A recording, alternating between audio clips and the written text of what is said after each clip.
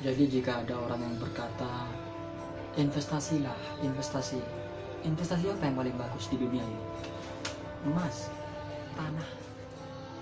Tapi sebenarnya kalau kita mau mengkaji, investasi terbaik itu jika jawabannya adalah emas, tanah, itu investasi hanya dunia saja. Coba berpikir jauh, investasi yang paling baik yang di dunia dan di akhirat apa? Maka jawabannya adalah anak soleh. Kita punya harta banyak, kita kaya, punya harta banyak, tapi anak kita nggak soleh, kita akan tersiksa dunia akhirat. Tapi kita hidup sederhana, punya anak soleh, kita tenang hidupnya.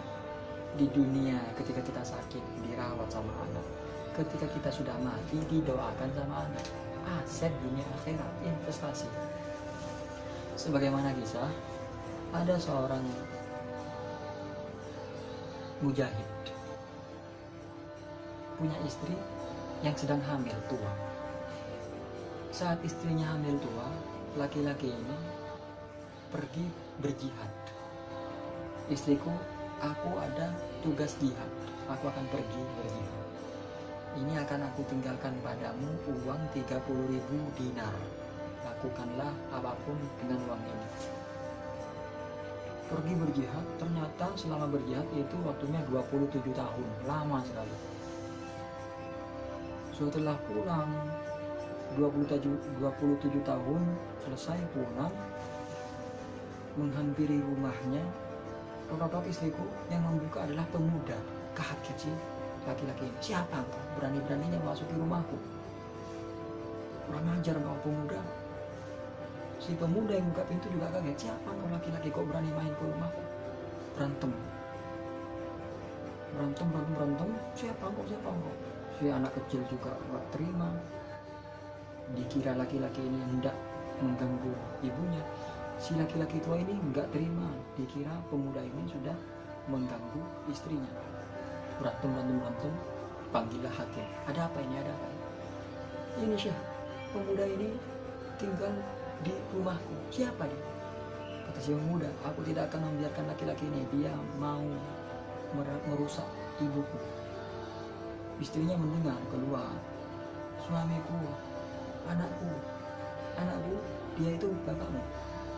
Suamiku, dia itu anakmu. Kaget, wah anakku, berpelukanlah. Setelah berpelukan, masuk ke rumahnya, si suami bertanya pada istrinya, istriku, dulu sebelum aku berangkat, aku meninggalkanmu uang 30.000 dinar. Sekarang ada di mana uang itu? Kaget istri.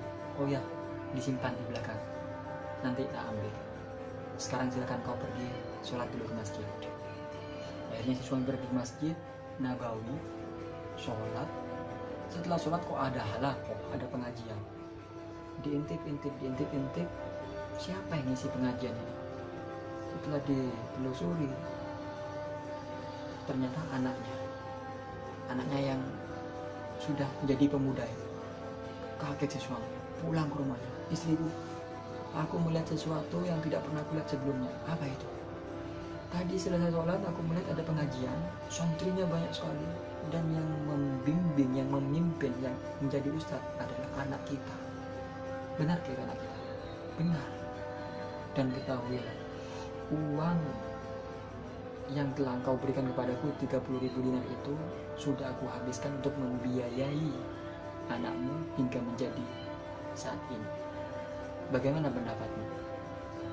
Kata si suami, jika 30.000 dinar itu engkau gunakan untuk biaya anakku hingga menjadi seperti itu, maka 30.000 itu engkau gunakan di jalan yang tidak sia-sia. Tidak sia-sia, karena ngerti, si istri ngerti investasi yang paling baik adalah anak soleh. Si suami juga paham 30.000 dinar itu tidak ada apa-apanya dibanding dengan anak soleh, anak yang berbakti, anak yang cerdas, hebat. Bahkan jika engkau kurang, aku akan tambahi.